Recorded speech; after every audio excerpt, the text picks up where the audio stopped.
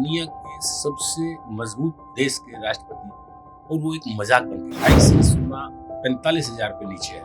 तो in level में भी अगर कोई इन्वेस्टर बाइंग करता है या किसी को घर में ज्वेलरी चाहिए तो उसको खरीदारी कर। कल अमेरिका और ईरान के बीच अस्थायी रूप से युद्ध विराम हो गया, जिसके बाद सोने और चांदी के भाव में तेजी देखने को मिली। लेकिन आज सुबह ही वापस से सोने और चांदी के भाव में गिरावट दर्ज की गई।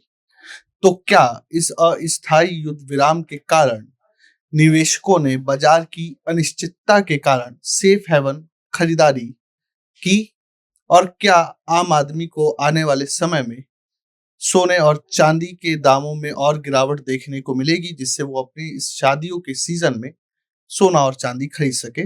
इसी मुद्दे पर बात करने के लिए हमारे साथ योगेश सिंघल जी हैं, Boolean all Boolean jewellery association के आप अध्यक्ष हैं। सर, बहुत बहुत स्वागत है। सर, सबसे पहली बात तो ये कि कल अमेरिका और ईरान के बीच अस्थायी युद्ध विराम हुआ। स्टेट ऑफ हार्मोज से एक सुरक्षित करार हुआ कि सारे जहाज निकलेंगे।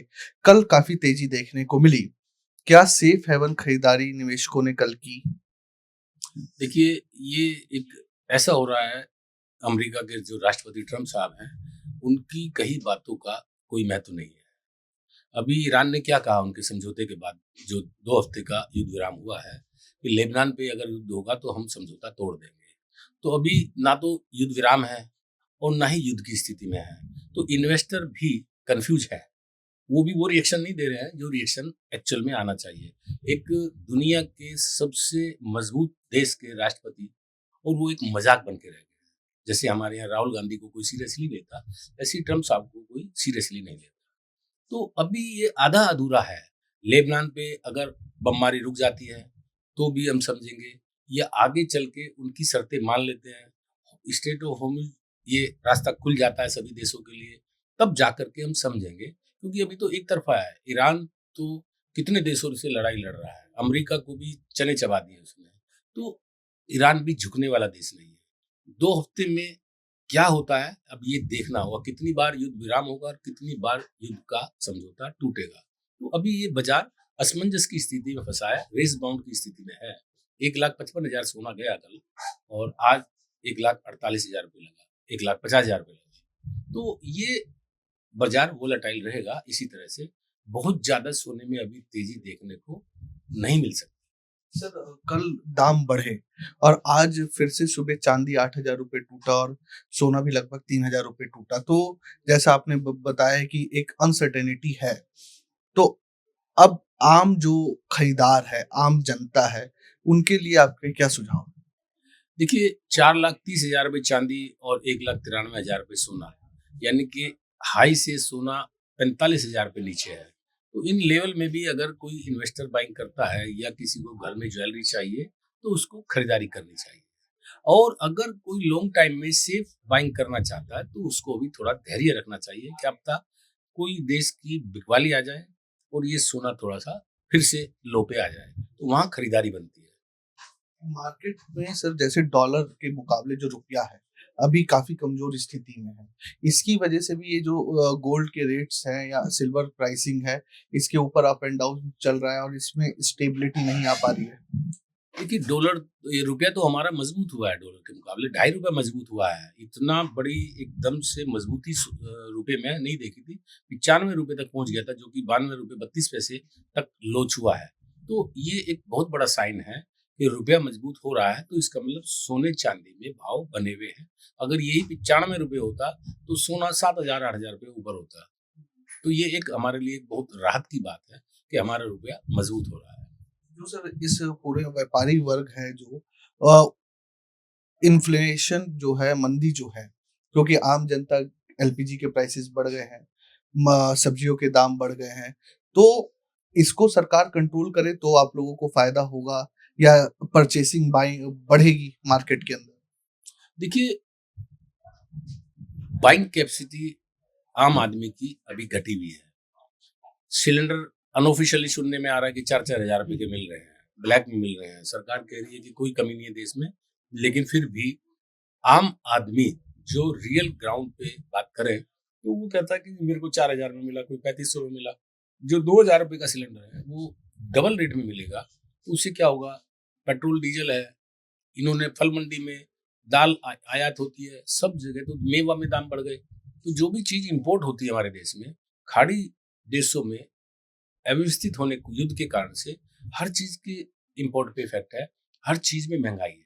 तो आम आदमी की इनकम तो बढ़ी नहीं है, इनकम तो उतनी है, और खर्चे इन्फ्लेशन के कारण से, महंगाई के कारण से बढ़ गए हैं। तो सोना चांदी खरीदे या वो अपने जरूरत की चीज को वो पूरा करे, तो पहले उसकी प्रायोरिटी अपने घर खर्च को चलाने की है।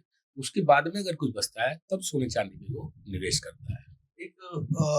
एक प्रश्न आपसे ये है कि चांदनी चौक और पूरे सराफा बाजार की एक मांग थी कि जैसे गुजरात में एक डायमंड मार्केट को एस्टेब्लिश किया गया, दूसरे देशों में भी, तो दिल्ली में भी जो चांदनी चौक का जो पूरा मार्केट है गोल्ड का, उसको एक ऐसी जगह व्यवस्थित और स्थापित किया जाए कि व्यक्ति आए और सारी चीजें उसको वहीं मिल जाए। सरकार से इस मुद्दे पर आप लोगों की कोई बात हो रही? देखिए बिल्कुल, देखिए पुरानी दिल्ली के सैकड़ों बाजार हैं, होलसेल के मार्केट हैं, वो सभी जर्जर हालत में हैं। ना वहाँ पर आग लगने से कोई राहत है, ना ही वहाँ रोबोट जा सकता है।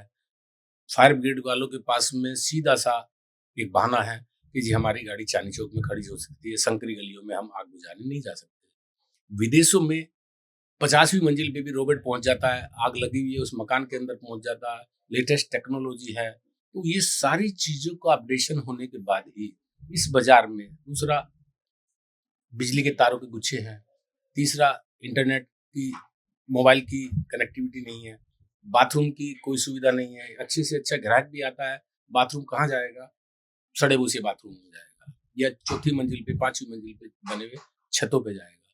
तो कोई बहुत बड़ी अच्छी एक वो नहीं है। तो जैसे चाइना में है, आज इलेक्ट्रिक मार्केट है या ज्वेलरी की मार्केट है या कोई भी किसी भी तरह की कमोडिटी की मार्केट है, वहां पर एक अलग हब बनाया हुआ है।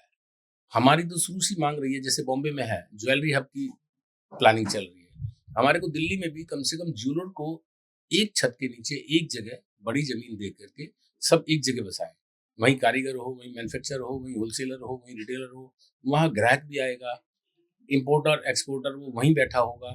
तो एक पूरे वर्ल्ड में एक पहचान बनेगी कि हमको एक ही मार्केट में जाना है, वहीं एक ही छत के नीचे सारी चीजें मिलेंगी। हमारे यहाँ विस्तृत बाजार नहीं है, जगह जगह टूटे टूटे मतलब अलग अलग एरिया में बिखरे हुए बाजार हैं। तो ये चीज सरकार को सोचनी चाहिए कि दिल्ली में एक ज्वेलरी हब काफी बड़ी जगह में अगर वो डेवलप करेंगे तो सभी ज्वेलर एक जगह भी आएंगे, सेफ्टी सिक्योरिटी का, सुविधाओं का अभाव नहीं रहेगा।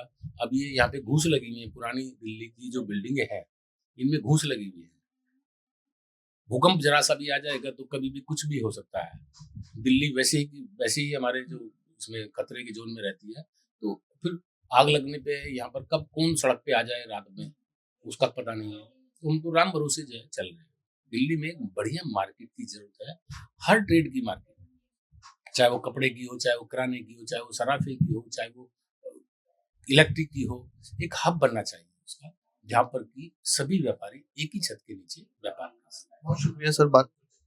धन्यवाद। तो हमारे साथ योगेश सिंघल जी थे और उन्होंने बताया कि किस तरीके से आने वाले समय में बाजार रहने वाला है, सोने और चांदी के दामों में किस तरीके की तेजी आ सकती है या गिरावट आ सकती है और आम आदमी के लिए क्या अच्छा मौका हो सकता है गोल्ड और सिल्वर परचेज करने के लिए।